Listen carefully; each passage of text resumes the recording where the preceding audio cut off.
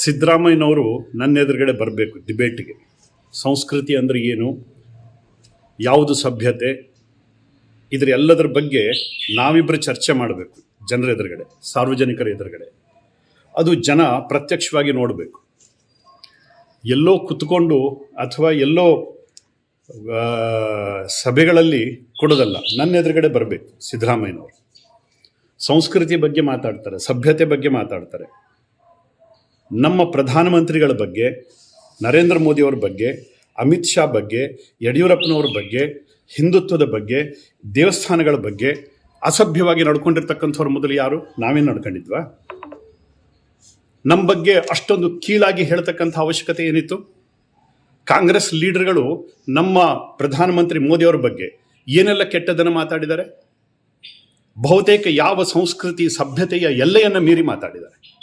ಹೇಳಬೇಕಾ ಯಾರು ಅಂತ? ಯಾರ್ಯಾರು ಏನು ಹೇಳಿದ್ದಾರೆ ಅಂತ ಹೇಳಬೇಕಾ? ಅಜಿತ್ ಸಿಂಗ್ ಹೇಳಿದ್ರು ಪ್ರಧಾನಮಂತ್ರಿ ಅಂದ್ರು ಕುರಿ ಅಂತ ಅಂದ್ರು. ಆಮೇಲೆ ಅಭಿಷೇಕ್ ಸಿಂಗ್ ಮಾನ್ವಿ ಹೇಳಿದ್ರು ಡ್ಯಾಮೇಜ್ ಮಾಡ್ತಕ್ಕಂಥ ಮನುಷ್ಯ ಅಂತ ಅಂದ್ರು, ಇಡೀ ಭಾರತದ ಡ್ಯಾಮೇಜ್ ಮಾಡ್ತಕ್ಕಂಥ ಮನುಷ್ಯ ಅಂತ ಅಂದ್ರು. ಆಮೇಲೆ ಸಮಾಜವಾದಿ ಪಾರ್ಟಿ ಲೀಡರ್ ಹೇಳಿದ್ರು, ಅಜಮ್ ಖಾನ್ ಹೇಳಿದ್ರು ಅವ ಒಂದು ಪಪ್ಪಿ ಅಂತ ಅಂದ್ರು, ಅತ್ಯಂತ ಜಾತೀಯವಾದಿ ಅಂತ ಕರೆದ್ರು. ಆಮೇಲೆ ಬೇನಿ ಪ್ರಸಾದ್ ವರ್ಮಾ ಅಂತ ಕರೆದ್ರು, ಪ್ರಧಾನಮಂತ್ರಿಗಳನ್ನ ಕೊಲೆಗಡುಕ ಅಂತ ಕರೆದ್ರು. ಆಮೇಲೆ ಸಲ್ಮಾನ್ ಖುರ್ಷಿದ್ ಅವ್ರನ್ನ ಕಪ್ಪೆ ಅಂತ ಕರೆದ್ರು, ಮಂಗ ಅಂತ ಕರೆದ್ರು, ನಪುಂಸಕ ಅಂತ ಕರೆದ್ರು. ಪಿ ಚಿದಂಬರಂ ಹೇಳಿದ್ರು ಅತ್ಯಂತ ದೊಡ್ಡ ಸುಳ್ಳುಗಾರ ಅಂತ ಪಿ ಚಿದಂಬರಂ ಕರೆದ್ರು. ಆಮೇಲೆ ಶರದ್ ಪವಾರ್ ಹೇಳಿದ್ರು ಇವ್ರನ್ನ ಹಿಟ್ಲರ್ ಅಂತ ಕರೆದ್ರು. ಕಾಂಗ್ರೆಸ್ ಲೀಡರ್ಗಳು ಬಹುತೇಕ ಎಲ್ಲರೂ ಕೂಡ ಮೋದಿ ಅವರನ್ನ ಹಿಟ್ಲರ್ ಅಂತ ಕರೆದ್ರು. ಇದೆಲ್ಲದಕ್ಕೂ ದಾಖಲೆಗಳಿದೆ, ಎಲ್ಲದಕ್ಕೂ ದಾಖಲೆಗಳಿದೆ, ಮೀಡಿಯಾದ್ದೇ ದಾಖಲೆಗಳಿದೆ ಇದರಲ್ಲಿ. ಆಮೇಲೆ ಹಾಜಿ ಯಾಕೂಬ್ ಹೇಳಿದ್ರು ಇವರೊಬ್ರು ಪ್ರೆಡೇಟರ್ ಅಂತ ಕರೆದ್ರು, ಟೈರಂಟ್ ಅಂತ ಕರೆದ್ರು. ಆಮೇಲೆ ಕರ್ನಾಟಕ ಚೀಫ್ ಮಿನಿಸ್ಟರ್ ಸಿದ್ದರಾಮಯ್ಯ ಕರೆದ್ರು ಮಾಸ್ ಮರ್ಡರರ್ ಅಂತ ಕರೆದ್ರು. ಇವರಿಗೆ ಏಕವಚನದಲ್ಲಿ, ಎಲ್ಲರೂ ಏಕವಚನದಲ್ಲೇ ಮಾತಾಡಿದ್ದಾರೆ.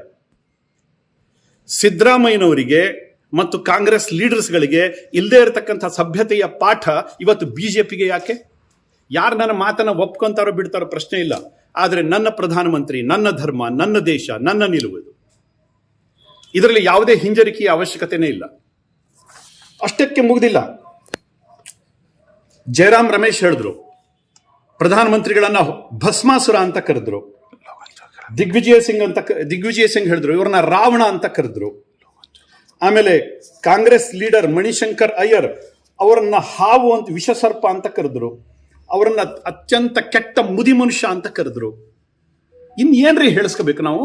ಇದು ಸಭ್ಯತೆನ? ಇದು ಸಂಸ್ಕೃತಿನ? ಇದು ಕಾಂಗ್ರೆಸ್ ಲೀಡರ್ಸ್ಗಳು ಎಲ್ಲರೂ ನನ್ನ ಎದುರುಗಡೆ ಬಂದು ನಿಂತ್ಕೊಳ್ಳಿ, ಸಂಸ್ಕೃತಿಯ ಪಾಠ ಏನು ಅಂತ ನಾನು ಹೇಳ್ತೀನಿ, ಮಾತಾಡೋದು ಹೇಗೆ ಅಂತ ನಾನು ಹೇಳ್ತೀನಿ. ನನಗೂ ಸಭ್ಯತೆ ಗೊತ್ತಿದೆ, ಸಂಸ್ಕೃತಿ ಗೊತ್ತಿದೆ. ಯಾರಿಗೆ ಯಾವ ಭಾಷೆಯಲ್ಲಿ ಮಾತಾಡಬೇಕೋ ಅದೇ ಭಾಷೆಯಲ್ಲಿ ಮಾತಾಡಬೇಕು. ಮೊದಲು ಸಿದ್ದರಾಮಯ್ಯನವರೇ ಸಭ್ಯತೆ ಏನು ಅಂತ ನೀವು ಕಲ್ತ್ಕೊಳ್ಳಿ. ಕಾಂಗ್ರೆಸ್ ಲೀಡರ್ಸ್ಗಳೇ ಸಂಸ್ಕೃತಿ ಅಂತಂದ್ರೆ ಏನು ಅಂತ ನೀವು ಕಲ್ತ್ಕೊಳ್ಳಿ. ಮಾತಾಡೋ ರೀತಿ ನೀತಿಗಳನ್ನು ನೀವು ಕಲ್ತ್ಕೊಳ್ಳಿ, ಆಮೇಲೆ ನಮಗೆ ಪಾಠ ಮಾಡಿ. ಇವತ್ತು ಕೆಲವೊಬ್ರು ಸಭ್ಯರು ನಮಗೆ ಪಾಠ ಮಾಡ್ಲಿಕ್ಕೆ ಬರ್ತಾರೆ. ಸಿದ್ದರಾಮಯ್ಯನವರು ಮೊನ್ನೆ ತಾನೇ ಎಲ್ಲ ವಿಡಿಯೋ ಸೋಷಿಯಲ್ ಮೀಡಿಯಾಗಳಲ್ಲಿ ಹರಿದಾಡ್ತಾ ಇದೆ, ಏಕವಚನದಲ್ಲಿ ಮಾತಾಡಿದ್ರು. ಕಳೆದ ಚುನಾವಣೆಗಳಲ್ಲಿ ಏನೆಲ್ಲ ಮಾತಾಡಿದ್ರು. ಅವರಿಗೊಂದು ಕಾನೂನು, ನಮಗೊಂದು ಕಾನೂನು, ಅವರಿಗೊಂದು ನ್ಯಾಯ, ನಮಗೊಂದು ನ್ಯಾಯ. ಇದು ಯಾವ ಸೀಮೆ ನ್ಯಾಯ ರೀ? ನಮಗದೆಲ್ಲ ಗೊತ್ತಿಲ್ಲ. ನಾವು ನಮ್ಮ ನಾಯಕತ್ವವನ್ನು ಪ್ರೀತಿ ಮಾಡ್ತಕ್ಕಂಥ ಜನ, ಅದಕ್ಕಿಂತ ಹೆಚ್ಚು ನಮ್ಮ ಧರ್ಮವನ್ನು ಪ್ರೀತಿ ಮಾಡ್ತಕ್ಕಂಥ ಜನ. ಇವತ್ತು ಅಯೋಧ್ಯೆ ರಾಮ ಮಂದಿರದ ಬಗ್ಗೆ ಏನೆಲ್ಲ ಅವಹೇಳನಕಾರಿ ಮಾತುಗಳನ್ನು ಹೇಳಿದ್ರು, ಎಷ್ಟು ಕೀಳಾಗಿ ಹಿಂದೂ ಸಮಾಜವನ್ನು ಕಂಡ್ರು. ಅಂದ್ರೆ ಹಿಂದೂ ಸಮಾಜ ಅಂತಂದ್ರೆ ಇದೊಂದು ಬೇವರ್ಸಿ ಸಮಾಜನ ಇದು? ಇವ್ರ ಸಮಾಜದ ಜನಗಳಿಗೆ ಓಟೇ ಇಲ್ವಾ? ಅಲ್ಲಿರ್ತಕ್ಕಂಥ 15%, 20% ಜನರು ಓಟಿಗೋಸ್ಕರ ಇಷ್ಟೆಲ್ಲ ಜೊಲು ಸುರಿಸ್ತಾರೆ. ಹಾಗಿದ್ರೆ 80%, 85% ಇರತಕ್ಕಂಥ ನಮ್ಮ ಜನರಿಗೆ ಏನಿದೆ ಗೌರವ? ಹಾಗಿದ್ರೆ ಮೊದಲು ಗೌರವ ಕೊಟ್ಟು ಮಾತಾಡೋದನ್ನು ಕಲೀರಿ. ನಮ್ಮ ಸಮಾಜಕ್ಕೆ ಮೊದಲು, ನಮ್ಮ ಧರ್ಮಕ್ಕೆ ಗೌರವ ಕೊಟ್ಟು ಮಾತಾಡೋದನ್ನು ಕಲೀರಿ. ಜಾತ್ಯತೀತತೆ ನಮಗೂ ನಂಬಿಕೆ ಇದೆ, ಆದರೆ ಆ ಧ್ವನಿ ನಿಮ್ಮ ಧ್ವನಿಯಲ್ಲಿರಲಿ, ನಿಮ್ಮ ಭಾಷೆಯಲ್ಲಿರಲಿ. ಹಿಂದೂಗಳಿಗೆ ಒಂದು ರೀತಿ ಪದ್ಧತಿ, ಮುಸಲ್ಮಾನರಿಗೆ ಒಂದು ರೀತಿ ಪದ್ಧತಿ. ಇದು ಯಾವ ಸೀಮೆ ನ್ಯಾಯ ರೀ? ದಯವಿಟ್ಟು ಸಭ್ಯತೆಯನ್ನು ನೀವು ಕಲೀರಿ, ಸಂಸ್ಕೃತಿಯನ್ನು ನೀವು ಕಲೀರಿ, ಆಮೇಲೆ ನಮಗೆ ಪಾಠ ಮಾಡ್ಲಿಕ್ಕೆ ಬನ್ನಿ. ನಮ್ಮ ಧ್ವನಿ ಇದೇನೆ. ನೀವು ಹೇಳಿದ್ದು ಏಕವಚನದಲ್ಲಿ ಮಾತಾಡಿಸಿದ್ದು ಸರಿ ಅಂತಾದ್ರೆ ನಾನು ಮಾತಾಡಿದ್ದು ಸರಿ. ಯಾರು ನನ್ನನ್ನು ಒಪ್ಕೊಂತಾರೋ ಬಿಡ್ತಾರೋ ಗೊತ್ತಿಲ್ಲ, ದೇವರು ಒಪ್ತಾನೆ. ಈಗ ಹಿಂದೂ ಸಮಾಜದ ಸಭ್ಯ ಜನ ಇದನ್ನು ಒಪ್ಕೊಂತಾರೆ. ಸೋಷಿಯಲ್ ಮೀಡಿಯಾದಲ್ಲಿ ನೋಡ್ಲಿ, ಇವತ್ತು ಚರ್ಚೆ ಮಾಡಲಿ, ಯಾರು ಏನೇನು ಹೇಳ್ತಾ ಇದ್ದಾರೆ ಅನ್ನೋಂಥದ್ದನ್ನು ಕೇಳಲಿ. ಸಿದ್ದರಾಮಯ್ಯನವರೇ, ಖಂಡಿತವಾಗಿ ಹೇಳ್ತೀನಿ, ಸಂಸ್ಕೃತಿ ಸಭ್ಯತೆ ಬಗ್ಗೆ ಮಾತಾಡೋದಾದ್ರೆ ನನ್ನ ಎದುರುಗಡೆ ಬರ್ರಿ. ಇಡೀ ಕರ್ನಾಟಕದ ಜನ ನೋಡ್ಲಿ, ಲೈವ್ ಆಗಲಿ, ಬನ್ನಿ ನಮ್ಮ ಎದುರುಗಡೆ. ಅದಿಲ್ಲ ಅಂತಂದ್ರೆ ಸಂಸ್ಕೃತಿ ಸಭ್ಯತೆ ಬಗ್ಗೆ ಮಾತಾಡೋದನ್ನು ಬಿಡಿ. ಯಾಕಂದ್ರೆ ಅದರ ಅರ್ಥನೇ ಗೊತ್ತಿಲ್ಲದೆ ಇರತಕ್ಕಂಥ ಜನ ನೀವು ಸಿದ್ದರಾಮಯ್ಯನವರೇ. ಕಾಂಗ್ರೆಸ್ ಬಗ್ಗೆ ನಾನು ಹೇಳೋದಿಲ್ಲ, ಅನೇಕ ರಾಮ್ ಭಕ್ತರು ಅಲ್ಲೂ ಇದ್ದಾರೆ. ತುಂಬಾ ಜನ ಪ್ರಾಮಾಣಿಕವಾಗಿ ಇವತ್ತು ಕೂಡ ಸೇವೆ ಸಲ್ಲಿಸ್ತಾ ಇದ್ದಾರೆ.